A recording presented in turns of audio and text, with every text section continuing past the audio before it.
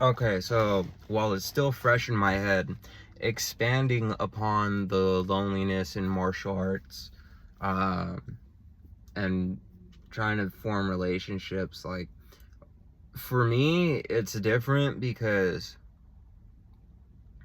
I can't drink alcohol.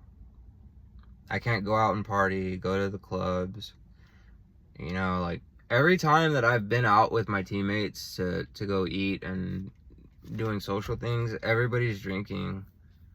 Everybody's getting beers and like, taking shots, especially at like fight night, because fight night is a big fight event in my city. And I think what's his name, Gilbert Melendez, he puts it together. And him and Scott Coker, and because I'm in the Bay Area, so yeah, so in my city, they rent out the one of the arenas in the city where the San Jose Sharks play. And yeah, man, so they rent out the city, and it's a big event. It's a big fight night. There's a lot of people that come out. A lot of fighters show up. A lot of pro fighters show up to watch the fights. It's pretty dope. But like, I can't celebrate to like everybody else that night, bro, because I can't drink. So I feel left out sometimes. I feel left out a lot. And some of my teammates, they don't drink either, and they'll kind of like, if they see that I'm not drinking, then it's kind of like they're like, okay, well, I won't drink either. I won't be the only one. And I don't know, man. It's just, it sucks. It sucks because in our society, alcohol is pretty much the only acceptable social lubricant. Weed still isn't really an accepted social lubricant nationally in our society.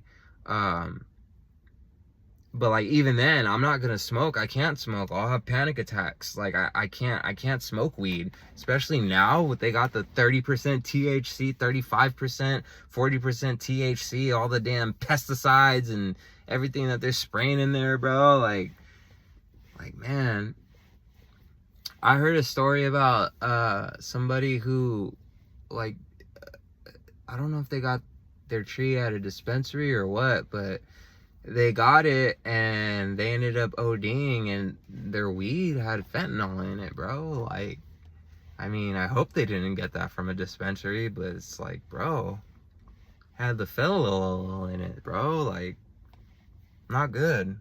It's not good. But yeah, man, I don't have the same social lubricants as everybody else, so like, I have to socialize different. Like, I feel everything, and I'm highly empathetic. I'm like, um, what's the term? Highly empathetic. I can't think of it, but it's something similar to that. So I feel everything. I can feel people's vibes. Like, I can feel it in my body, and I can feel when somebody's angry before they're even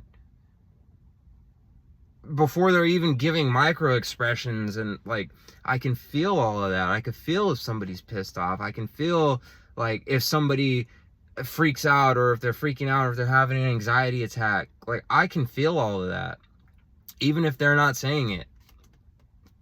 Not a lot of people can do that. There's a lot of people that have no idea what somebody's feeling without them telling them. I can feel all of that, and it's like, that makes it even 100 times more difficult for me. And then you add on top of that the neurodivergent issues that I have, and it's just like, there's studies going on. I think they call it the double empathy problem, where neurotypical and neurodivergent people, their communication is not great because they don't really understand each other, because neurotypical and neurodivergent people don't communicate the same. Neurodivergent people are normally like more direct and more open, and neurotypical people like to beat around the bush and use different colloquials, and just like, they beat around the bush a lot. You know, they use implied meaning and metaphors and innuendos, and they leave like little clues for you gotta play detective and try to figure out, oh, is this what they really mean? Like, that's how it feels for neurodivergent people. We have to become a detective and literally ask ourselves and piece together. It's like you're piecing together and trying to solve a unalive plot, bro, like in your mind, to try to figure out, what does this person mean by saying this? It's nuts, bro. Like, it's crazy. I need to hydrate real quick.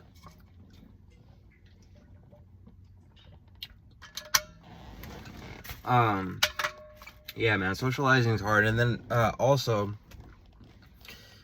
for me, I have to go to meetings every single week, right?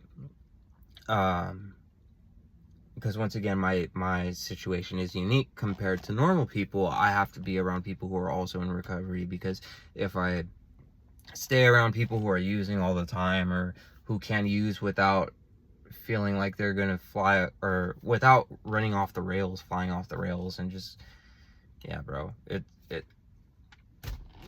I have to go to meetings, right? So that is my social hour. But then also, when I'm there, people are not all neurodivergent, so I'm also playing the whole, gotta bust out my Sherlock Holmes magnifying glass and try to figure out what everybody's saying.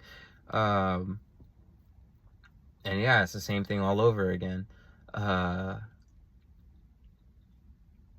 yeah, even then, it's like, in the rooms when I'm socializing with people, everybody just talks about the same boring shit, man. Like, the same. It's just, I'm looking for depth. I want depth when I socialize. And that's another thing, is just like, for me, I require to have deep philosophical conversations about things that matter. And or it doesn't even have to matter, bro, as long as it's deep. And like, otherwise, if my connections aren't deep, I don't feel them. Like, I don't feel like they're even there. And you know, that even goes to like, that even makes me think about friendships. Like, if my friendships aren't that deep, I don't really consider you to be my friend. Whereas to neurotypical people, they'll think that I'm their friend if I just say hi to them every day and have, oh, hey, how was your day? You know? And maybe say like 2 or 3 things to them, and they consider me their friend. I don't really consider somebody like that my friend unless, like, we know a lot about each other, and we know, like, you know, only some people know that my brother's in a coma, but the people that do know that my brother's in a coma, I feel like we have that depth of connection that I'm speaking about. And I feel like we actually have that relationship. And I know pieces of them. Whereas to this person over here, hey, what's up? How you doing? Like, what? That's not my friend. Like, you know, am I the only one that's like this? Or does anybody else require depth in their relationships? Or is that just a me thing? I would like to know if anybody can comment on that. Drop that in the comments, because that's another thing that's been plaguing me for a while, and you know, I don't see a whole lot of people talking about it. And yeah, so these are some of the reasons why relationships are so hard in my case, bro. Like, and dating is completely out of the question. I'm completely abstinent from sex. I do not partake in that. I don't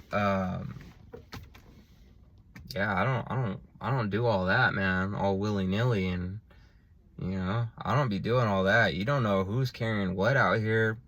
And I'm keeping my energy and my seed to myself. I am on SR, and you know, if you know about that, then you know about that. I might go more in depth into that, but yeah, semen retention is important. And when I'm not on retention and I'm not retaining the seed, I do not feel as strong. I do not hit pads as hard. I do not have the capacity in my lungs for the cardio that I can output. Everything is just completely off. Like right now, the reason why I'm able to do all this and function off of 5 hours of sleep is because I'm retaining. If I wasn't retaining, I'd be tired as hell. I wouldn't be able to make this video. There might be a part 3 on this. I'm running out of time, so yep.